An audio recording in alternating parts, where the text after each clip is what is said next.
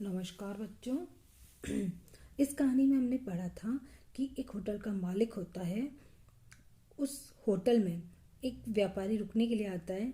रात को जब वहाँ रुकता है, वह रजाई ओढ़ता है तो उस रजाई में उसे दो बच्चों की आवाज़ें सुनाई देती है।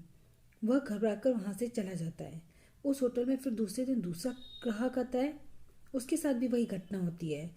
इससे होटल का मालिक घबरा जाता है और वह इस रहस्य को जानना चाहता है। तो वह क्या करता है कि उस रजाई को अपने कमरे में लेकर आता है और रात भर उसे ओढ़कर सोता है। दोनों बच्चे आपस में बातें करते रहते हैं, प्रश्न करते हैं कि क्या बड़े भाई आपको सर्दी लग रही है। दूसरा भाई बोलता है क्या तुम्हें भी ठंड लग रही है। इस प्रकार की बातें उस होटल के मालिक को भी सुनाई देती है।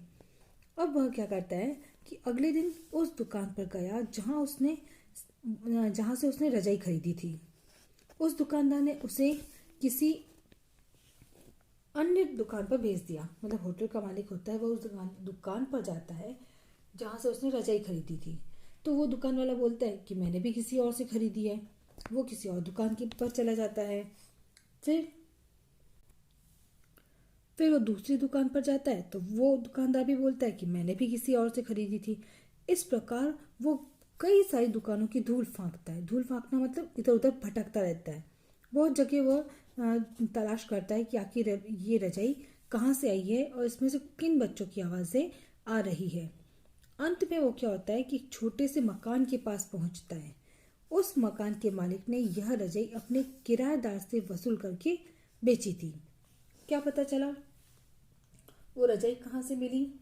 एक मकान का मालिक होता है, उसने अपने किराएदार से किराया वसूल करने के लिए वह रजाई बेच दी थी।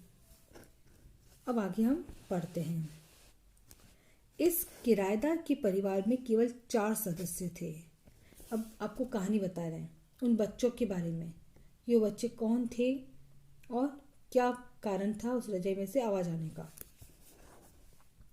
इस किराएदार के परिवार में केवल 4 सदस्य थे। गरीब माँ बाप और उनके 2 छोटे छोटे बच्चे।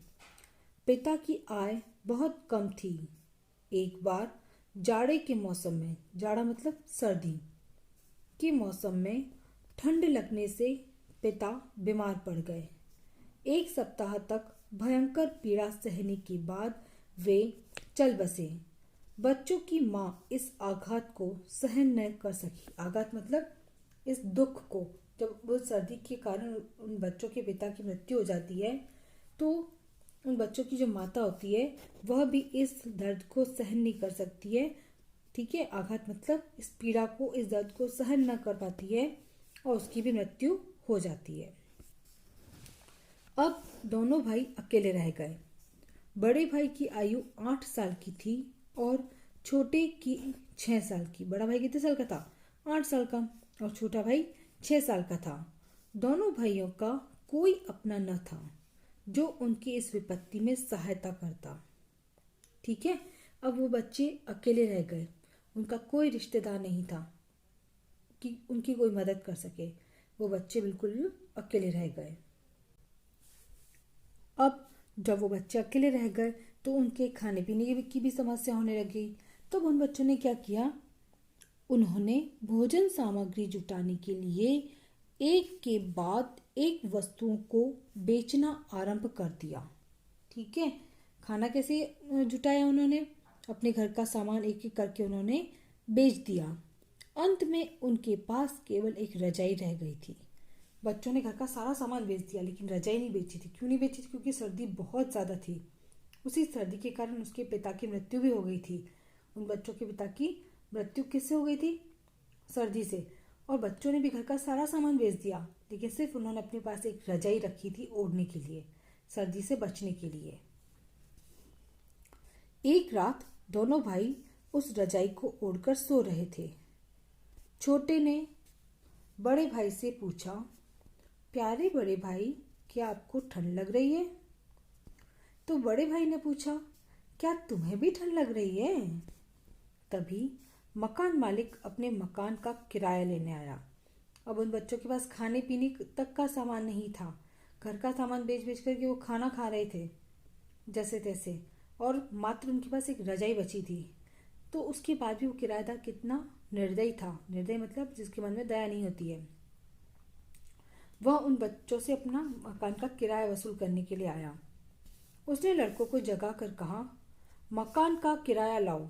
उसने बिल्कुल भी नहीं सोचा कि इतने मासूम छोटे छोटे बच्चे, 8 साल का बच्चा और 6 साल का बच्चा मकान का किराया कहाँ से लाएगा। कोई भी उनकी मदद करने के लिए नहीं है ना। उल्टा उसको मदद करनी चाहिए थी उन बच्चों की, लेकिन उसने उन बच्चों की मदद नहीं की और उन पर जाकर चिल्लाने लगा और बोलने लगा कि मुझे मकान का किराया दो।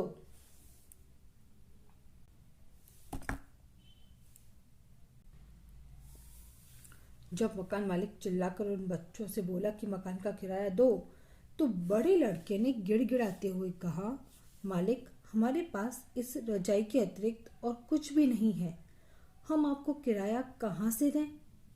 मकान मालिक ने गुस्से से उनकी रजाई खींच ली और कहा, मैं इस रजाई को किराए के रूप में रख लेता हूँ।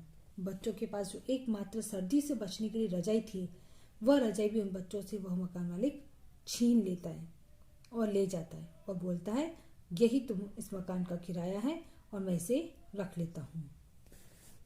रजाई खींचने पर बच्चों की आवाज़ें रजाई में भरी रोई में गूंजने लगी।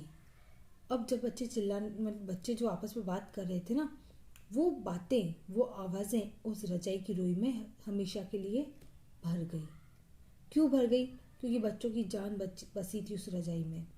क्योंकि उन्हें सर्दी थी, सर्दी का बहुत तेज सर्दी का मौसम था, तो बच्चों की आवाज़ उस रजाई में बस गई। मकान मालिक ने उन्हें घर से निकाल दिया। सर्दी की रात में वे दोनों उस मकान के पिछवाड़े जाकर, पिछवाड़े मतलब मकान के पीछे की तरफ जाकर एक दूसरे से सटकर लेट गए, एक दूसरे से चिपक कर लेट गए, सो गए। उनके ऊपर बर्फ की तह जमती गई। बर्फ थी वहां पर, नेपाल में बर्फ जमती है ना, तो वो बर्फ की परत दर परत उनके ऊपर जमती गई। अब उनके चेतना शून्य शरीरों को ठंड नहीं लग रही थी। चेतना शून्य का मतलब उनके शरीर में की जो चेतना यानी आत्मा चली गई थी, निकल गई थी उनके शरीर से आत्मा, अर्थात वे मृत हो गए थे। चेतना शून्य शरीर, उनके शरीर है वह मृत हो गए थे और मृत शरीर को अब ठंड नहीं लग रही थी। वे बच्चे सदा के लिए सो गए, सदा के लिए मृत्यु को प्राप्त हो गए। ठीक है, अब आपको समझ में आया कि उस रजाई में से आवाज़ें कहाँ से आ रही थी। मकान मालिक जब उन बच्चों की रजाई छीन कर ले गया, तो उन बच्चों की आवाज़ें उस रजाई की रोई में हमेशा के लिए बस गई थी। वो बच्चे उस मकान के पीछे ही हमेशा हमेशा के लिए दफन हो गए, मर गए थे। ठीक है, आई आपको कहानी समझ में। तो हमें अपने स्वार्थ के लिए कभी भी इतना निर्दयी नहीं होना चाहिए कि हम केवल अपने ही बारे में सोचें। इंसानियत वही होती है जो एक दूसरे इंसान की तकलीफ को समझे। ठीक है।